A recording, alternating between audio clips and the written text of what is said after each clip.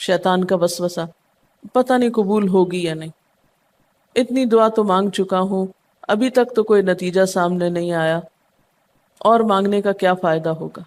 کیا واقعی دعا مانگتے ہوئے یہ وسوسہ نہیں آتا سب کو؟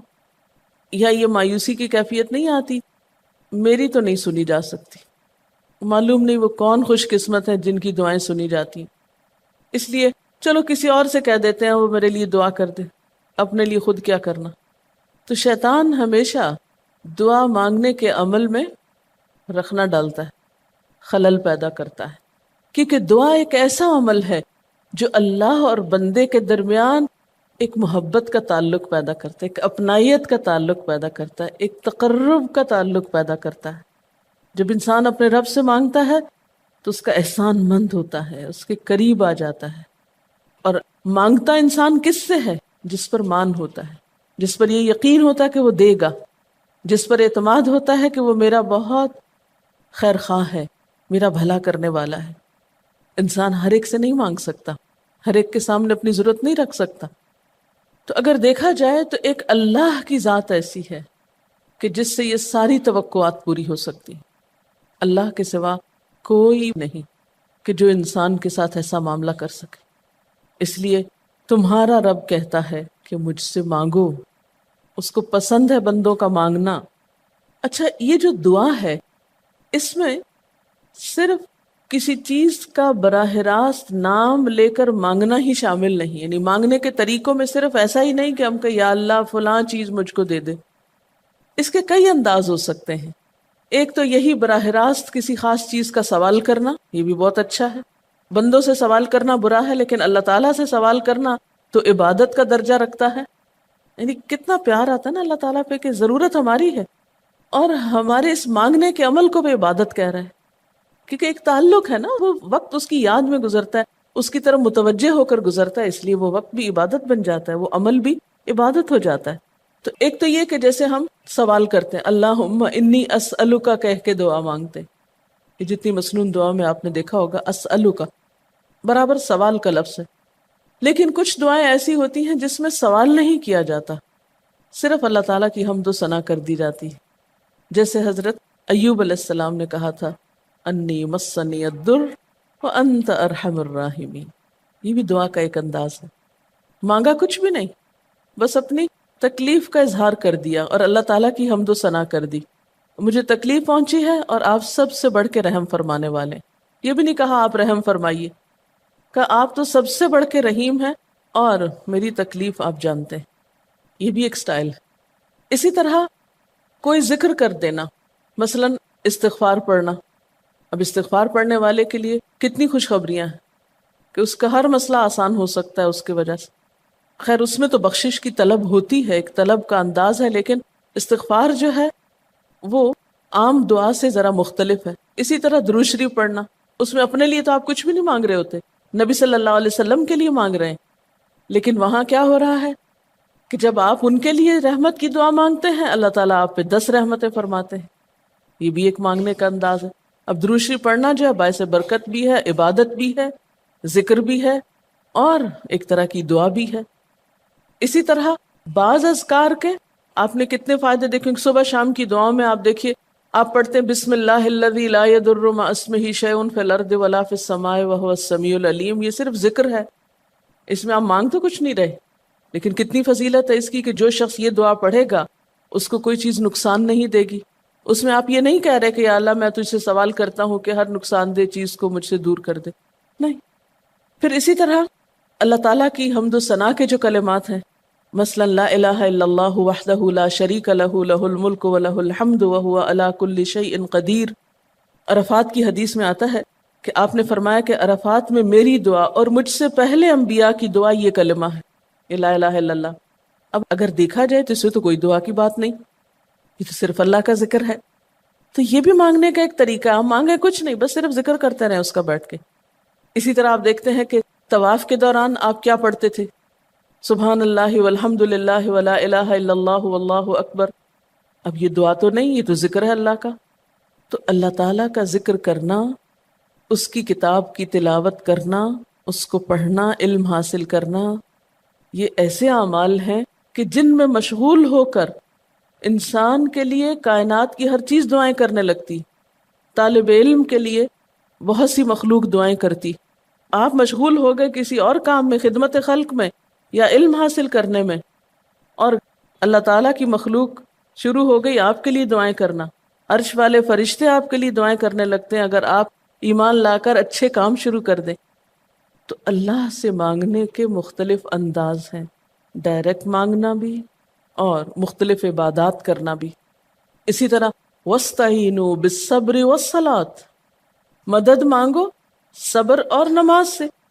ٹھیک ہے، نماز میں انسان بہت سی دعائیں پڑھتا ہے، لیکن اگر مشکل وقت میں انسان صبر کے ساتھ نفل پڑھ کے اللہ تعالیٰ کا ذکر کرے اور اس کو سمجھ نہ بھی آئے کہ کیا دعا مانگو، کیونکہ بعض پریشانیاں ایسی ہوتی ہیں کہ انسان منہ سے کچھ نکال بھی نہیں سکتا، تو یہ نماز بھی کافی ہو جائے گی. وَقَالَ رَبُّكُمُ ادْعُونِي، اور تمہارا رب کہتا ہے مجھے پکارو. اور پکارنے کے کئی انداز ہیں. دل ہی دل میں پکارنا بھی آتا ہے، چپ کے پکارنا بھی آتا ہے، اونچی آواز سے پکارنا بھی آتا ہے، اکیلے پکارنا بھی آتا ہے، سب کے ساتھ مل کے دعا کرنا بھی آتا ہے. کوئی دعا مانگ رہا ہو تو آمین کہنے سے بھی بات بن جاتی. مجھے یاد ہے کہ ایک دفعہ میں عمرے پر گئی اور طواف کے بعد جہاں میں نفل پڑھ رہی تھی، تو نفل کے بعد میں نے سوچا کہ میں اپنی دعا کرتی ہوں. اتنے میں ایک شخص عربی میں کوئی دعا مانگ رہا تھا. اتنی خوبصورت دعا تھی کہ میں نے ایسی دعا کسی سے نہیں کبھی سنی، اور میں نے صرف آمین کہنا شروع کر دیا. میں نے کہا یا اللہ، میری تو نہ زبان میں اتنی بلاغت و فصاحت ہے، نہ مجھے اتنی باتیں آتی ہیں، مجھے تو مانگنا بھی نہیں آتا، تو جو کچھ یہ مانگ رہا ہے مجھے بھی یہی دے دے. میں نے صرف آمین آمین آمین کہنا شروع کر دیا. یہ کتنا بڑا اس کا احسان ہے کہ ہم آمین کہہ کے بھی شامل ہو جاتے ہیں دوسروں کی دعاؤں میں. تو اسی لیے دعا کو عبادت کا نچوڑ کہا گیا، کریم، خلاصہ، ساری عبادت کا اوپر کا حصہ. اور ویسے بھی اگر دیکھا جائے تو ہر نماز میں بہت سی دعائیں ہیں. ہر موقع کی اللہ کے رسول صلی اللہ علیہ وسلم نے مختلف طرح کی ہمیں دعائیں سکھائی ہیں. سویرے جو آنکھ کھلتی ہے، سویرے کے اگر آدھی رات کو بھی کھلتی ہے، اس کی بھی دعا ہے. اس وقت سے لے کر کوئی کام ایسا نہیں دین کا یا دنیا کا، اچھا یا برا، جس کے لیے کوئی نہ کوئی دعا نہ موجود ہو. یعنی اتنا خوبصورت عمل ہے دعا مانگنا کہ جس کے لیے کسی خاص چیز کی قید بھی نہیں کہ کہیں بند کے بیٹھو تو ہی مانگو، کہیں پہنچو تو مانگو. نہیں، کہیں بھی مانگو، دن کو مانگو یا رات کو مانگو، کھڑے ہو کے مانگو یا بیٹھ کے مانگو، چلتے پھرتے مانگو یا چپ کے مانگو، منہ سے بولو بھی نہیں اور دل ہی دل میں مانگو تو بھی وہ سن لیتا ہے. کسی بھی طرح مانگ سکتے ہو، کہیں بھی مانگ سکتے، کچھ بھی مانگ سکتے ہو.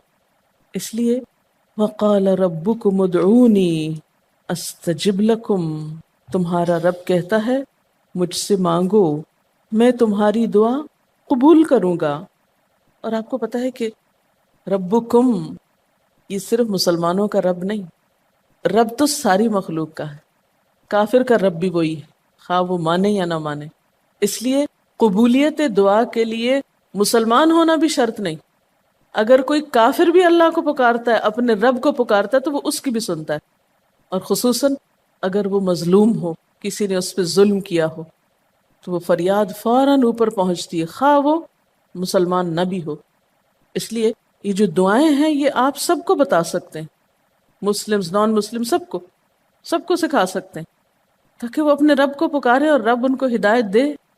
اور پھر آپ دیکھیں گے کہ دعا کے ذریعے جو اللہ تعالیٰ پر اعتماد بیٹھتا ہے، اور اگر وہ خصوصاً یہ کہ جلدی قبول ہو جائے، تو اس وقت جو ایک خصوصی شکر کی کیفیت آتی ہے. لیکن یہ کہ مایوس نہیں ہونا. بات میں یہ کر رہی تھی کہ اس کے لیے کوئی شرط نہیں کہ کوئی شخص بہت نیک مسلمان ہو یا بہت اچھا مسلمان ہو، وہ تو گناہ گاروں کی بھی سنتا ہے. اس لیے بعض اوقات لوگ جب مایوس ہونے لگتے ہیں نا کہ ہم تو بہت گناہ گار ہیں، ہماری نہیں سنی جائے گی، تو انہیں مایوس نہیں ہونا چاہیے. مایوس ہو کے کہاں جائیں گے سننے؟ کس سے مانگنے جائیں گے؟ ان کو بھی پکارنا چاہیے، خواہ کوئی کیسے بھی گناہ میں ڈوبا ہوا، کیسی بھی حالت میں ہو، اور اس کے لیے بھی مانگنا چاہیے. حتیٰ کہ کافر جب تک زندہ ہے، اس کی صحت کے لیے، اس کی ہدایت کے لیے، اس کی خیرخواہی بھلائی کے لیے بھی آپ خوب دعائیں مانگ سکتے ہیں. آپ صلی اللہ علیہ وسلم ابو جہل کے لیے بھی دعا کرتے تھے، یا حضرت عمر کے لیے کہتے تھے کہ ان دونوں میں سے کسی ایک کو تو ضروری ہدایت دے. تو دعا ہر حال میں فائدہ دیتی ہے. ان مصیبتوں میں بھی فائدہ دیتی ہے جو اتر چکی ہیں، ان میں بھی دیتی ہے جو نہیں اتری. دعا تو ابلیس کی بھی قبول ہوئی تھی.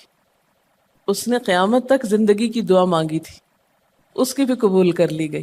اس نے کہا تھا قال انظرنی الی یوم یبعثون، قیامت تک کے لیے مجھے مہلت دے کہ میں انسانوں کو بھٹکا سکوں. تو اللہ تعالیٰ نے کہا جاؤ، تمہیں مہلت دی گئی. اس لیے یہ خیال تو اپنے دل سے سب نکال دیں کہ ہماری دعا نہیں قبول ہوتی. سب کی ہو سکتی، شرط یہ ہے کہ آپ واقعی دعا مانگ رہے ہوں. ہاں، جو غافل دل سے مانگے اس کی نہیں قبول ہوتی، کیونکہ وہ مانگ نہیں رہا، وہ تو بس صرف ایک فرض پورا کر رہا ہے. وہ بظاہر دیکھنے میں مانگنے کا عمل نظر آ رہا ہے لیکن حقیقت میں مانگ نہیں رہا. تو حدیث میں آتا ہے کہ اللہ تعالیٰ غافل دل کی دعا نہیں قبول کرتا. بس کچھ ادب یہ ضرور سکھائے گئے کہ انسان قطع رحمی کی دعا نہ کرے، گناہ کی دعا نہ کرے، غلط کاموں کی دعا نہ کرے، اور پھر ساتھ یہ کہ دعا کرنے کے بعد مایوس نہ ہو، دعا میں جلد بازی نہ کرے، کیونکہ اللہ تعالیٰ نے قبولیت دعا کا وعدہ کر رکھا ہے. استجب لکم، میں قبول کروں گا تمہاری دعائیں. ہاں، یہ ضرور ہے کہ قبولیت کی شکلیں مختلف ہوتی ہیں. بعض اوقات تو انسان کو بالکل وہی مل جاتا ہے جو وہ چاہتا ہے، بعض اوقات وہ نہیں ملتا جو وہ چاہتا ہے، بلکہ وہ دے دیا جاتا ہے جو اس کو زیادہ ضرورت ہوتا ہے. یعنی ہمارا تو علم اتنا محدود ہے نا، ہم ایک چیز مانگ رہے ہوتے ہیں جو ہمارے حق میں کوئی زیادہ اچھی نہیں ہوتی. اللہ تعالیٰ ہمارے لیے ہم سے بڑھ کر مہربان ہے، وہ ہمیں وہ نہیں دیتا بلکہ وہ دیتا ہے جو ہمیں اس سے زیادہ فائدہ دے سکتا ہے. اگر آپ اپنی گزشتہ زندگی کی دعاؤں پہ ایک نظر ڈالیں تو ہم کتنی چھوٹی چھوٹی چیزیں مانگتے رہے ہیں اور اللہ تعالیٰ نے ہمیں اس سے بڑھ کر عطا کیا ہے.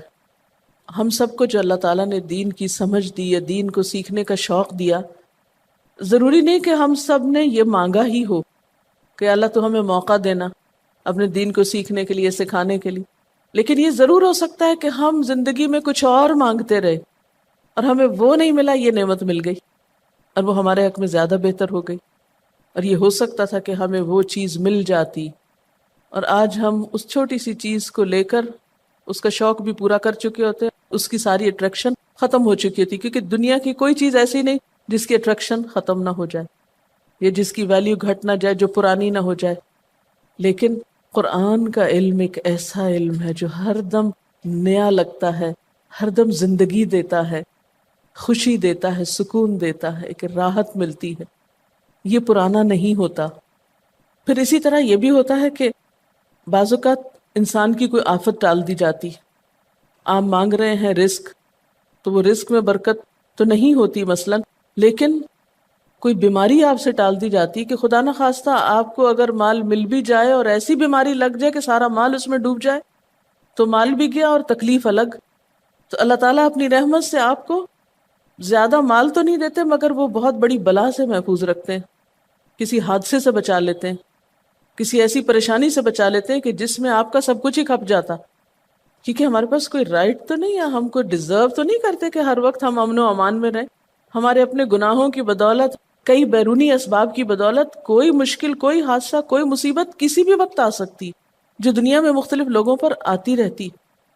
ہم ہر امن ڈیزرو تھوڑی کرتے ہیں، یہ تو اللہ کی عنایت اور رحمت اور نعمت ہے کہ وہ جو ہمیں دیے ہوئے یہ. اور یہ عین ممکن ہے کہ ہم کوئی اور دعا مانگتے ہوں اور اللہ تعالیٰ اس کی بجائے ہمیں عافیت میں رکھے ہوئے ہو، ایک پرسکون زندگی دیے ہوئے ہیں ہمیں، کہ ہمارے ہاتھ پاؤں سلامت ہیں، ہم بول سکتے ہیں، ہم دیکھ سکتے ہیں، ہم کھا پی سکتے ہیں، ہم چل پھر سکتے ہیں، ہم کسی کے محتاج نہیں ہیں. کتنا بڑا احسان ہے اس کا. اس لیے اگر کوئی دعا وقتی طور پر بعینہ ہی قبول نہیں ہوتی، بعینہ ہی کا کیا مطلب ہے؟ ایز اٹ از، جس طرح ہم چاہتے ہیں، تو بھی کوئی بات نہیں، صبر کرنا چاہیے. لیکن یہ نہیں سوچنا چاہیے کہ نہیں اللہ تعالیٰ دعا نہیں سنتا.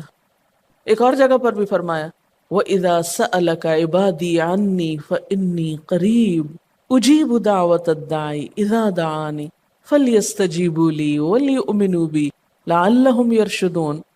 جب میرے بندے آپ سے میرے بارے میں سوال کریں تو آپ بتا دیجئے کہ میں قریب ہوں، بہت قریب ہوں. اجیب دعوت الداعی، میں پکارنے والے کی پکار کا جواب دیتا ہوں. استجب لکم، قبول کرتا ہوں. یہ ایسے دل کے بہلانے کے لیے نہیں کہا گیا، یہ حقیقت ہے، یہ سچ ہے، اس پر ہمارا ایمان اور یقین ہونا چاہیے پختہ، اور اس کو چھوڑ کر اوروں کے پاس نہیں جانا چاہیے، کسی اور سے نہیں مانگنا چاہیے، صرف اسی سے مانگنا چاہیے، کیونکہ یہ عبادت بھی ہے اور پھر وہ ہر چیز دینے کے قابل بھی ہے، اس کی قدرت، اس کا علم، اس کی رحمت ہر چیز پہ چھائی ہوئی ہے، اس لیے اس سے مانگتے چلے جاؤ، اور پھر کبھی ایک انداز سے، کبھی دوسرے انداز سے، کبھی تیسرے انداز سے، لیکن اس سے ہمیشہ اچھی امید رکھو، لا تقنطوا من رحمت اللہ۔ لیکن اس کے ساتھ ساتھ ہمیں کچھ فارمل آداب بھی سکھائے گئے ہیں، ایٹ ٹائمز ان کا بھی لحاظ رکھنا چاہیے، یعنی ہر وقت دعا مانگنے کے لیے فارمل انداز اختیار کرنے کی ضرورت نہیں ہے۔ مثلا صبح شام کے اذکار ہیں، چلتے پھرتے آپ پڑھ سکتے ہیں، اب مثلا باتھ روم میں داخل ہونے کی دعا ہے تو اب آپ پہلے سے تسبیح اور درود شریف تو نہیں اس کے پڑھیں گے، یا نکل کے وہ ساری فارمیلٹیز تو نہیں پوری کریں گے جو دعا کے اول آخر کی جاتی ہیں عموماً جب فارمل دعا مانگی جاتی۔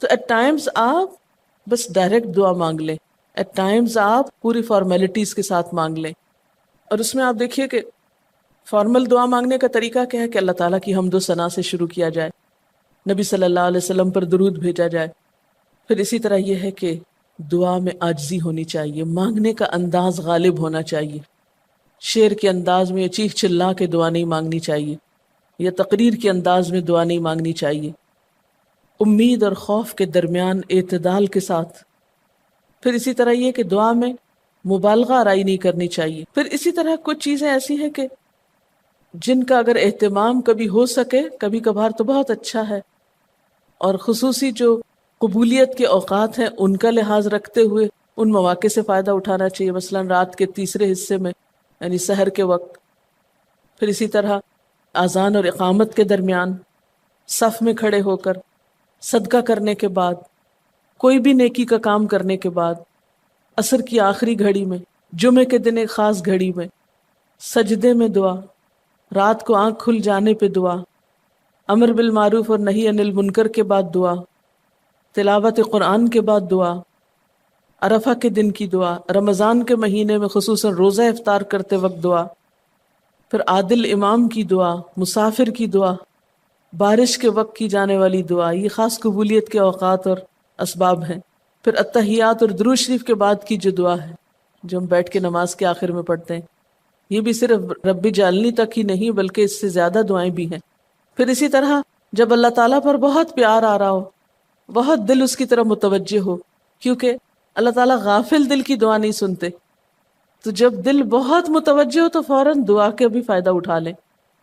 اسی طرح اضطراری کیفیت میں، بہت بے چینی کے وقت، جب کچھ سمجھ میں نہ آ رہا ہو، بیماری کے وقت، پھر اسی طرح سفر کے وقت، پھر اولاد کی دعا ماں باپ کے لیے، ماں باپ کی دعا اولاد کے لیے، استاد کی دعا شاگردوں کے لیے، شاگردوں کی دعا استاد کے لیے، اور جب دعا مانگے تو انداز کیا ربنا اغفر لی ولوالدی وللمؤمنین، اپنی ذات سے شروع کر کے والدین یا قریبی لوگوں کے بعد پھر سب کے لیے عام دعا، پھر اسی طرح وضو کے بعد کی دعا، کعبہ کو دیکھتے وقت جب پہلی نظر سے دیکھیں، پھر حتیم کے اندر، پھر سعی اور طواف کرتے وقت دعائیں پڑھنا، پھر مزدلفہ میں۔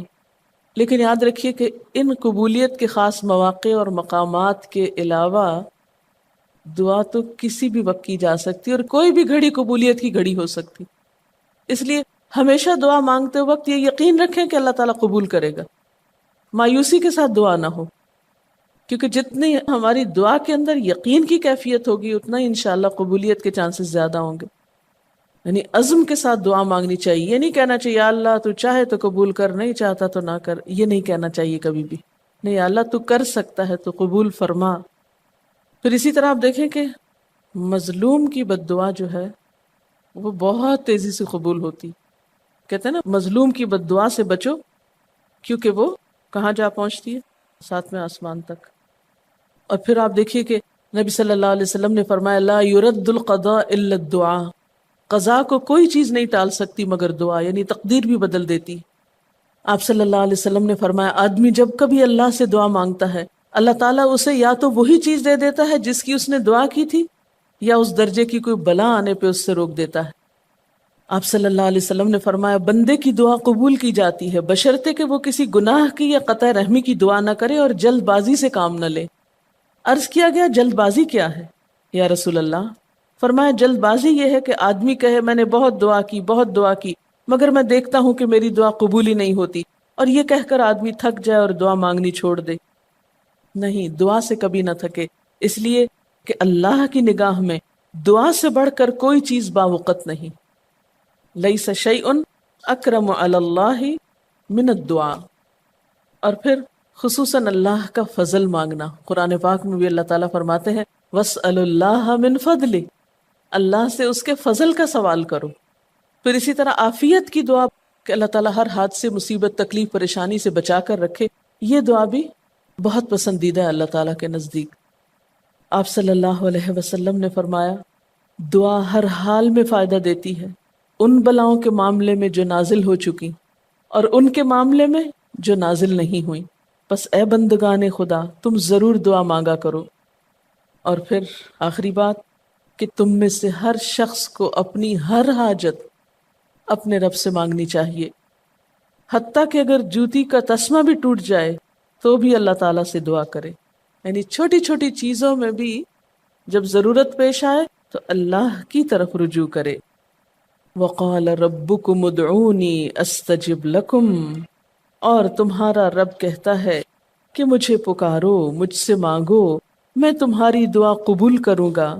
ان الذین یستکبرون عن عبادتی، بے شک وہ لوگ جو میری عبادت یعنی دعا سے تکبر کرتے ہیں، یعنی مجھ سے تکبر کی بنا پر نہیں مانگتے، جیسا کہ حدیث میں بھی آتا ہے من لم یسأل اللہ یغضب علیہ، جو اللہ سے نہیں مانگتا اللہ اس پہ غضبناک ہوتا ہے، یعنی جو دعا نہیں کرتا اللہ تعالیٰ اس سے ناراض ہوتا ہے، کیونکہ وہ تو بے تعلق ہو گیا نا اپنے رب سے نہ مانگ کر، اور خصوصاً تکبر کی وجہ سے۔